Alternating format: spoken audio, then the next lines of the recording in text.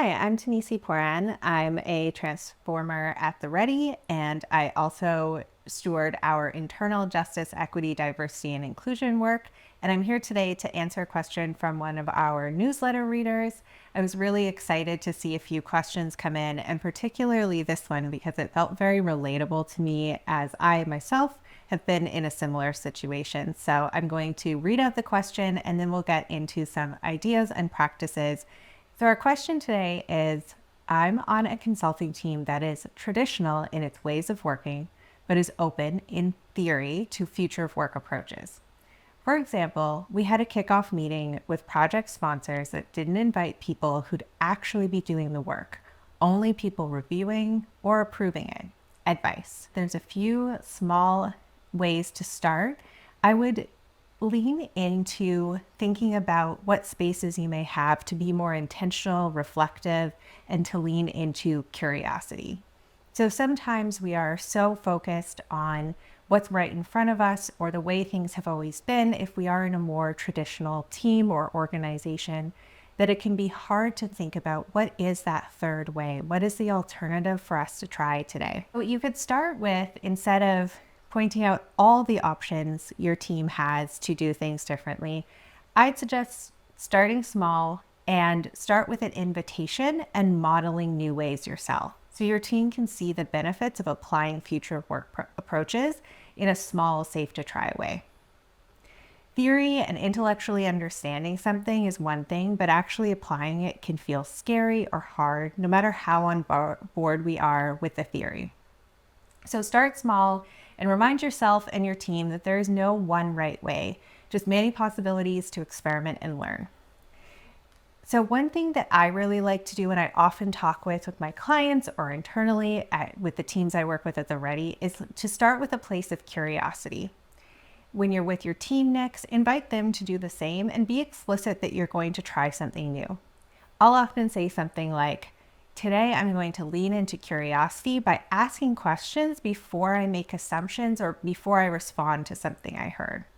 It can be really easy to live in a place of assumption and assume that our team thinks and knows the same things that we do. But we all have different experiences, we all have different viewpoints and different ways of understanding and working. So coming to a place of shared understanding by starting off with asking questions and being curious can really help us be more intentional about things like, who do we invite to our next meeting?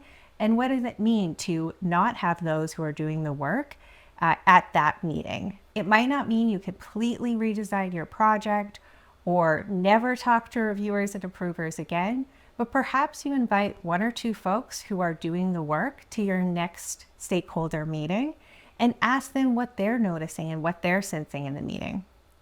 Then with your team, you can take some intentional time. I'd recommend trying a retrospective meeting every 4 to 6 weeks with your team to again lean into curiosity and really help yourselves notice what is different when you actually apply a future of work approach, like inviting those who are doing the work to your next meeting and asking them questions. Again, another place to practice curiosity.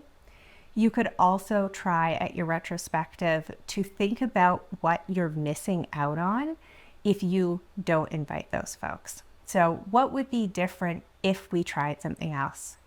If our next meeting was perfect, what would be true?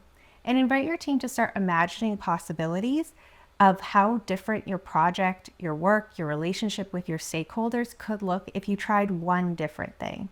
One thing that I would like to note, especially when you're thinking about inviting folks who are more on the front lines of the work or maybe don't hold the same type of authority or positional power as approvers and reviewers, is to ensure that their participation in meetings is meaningful. So you and your team could think about, what type of participation are you inviting from those who are doing the work? Perhaps your team was a bit hesitant to invite folks who are doing the work because they weren't sure why they were actually inviting them into the meeting. And I think we can all agree we don't want another meeting on our calendars where we're just sitting there and we're not really sure about our participation or if we're making any meaningful contribution. So a question you can ask yourself and your team is, Are we willing to ensure that the participation of folks doing the work is meaningful and substantive?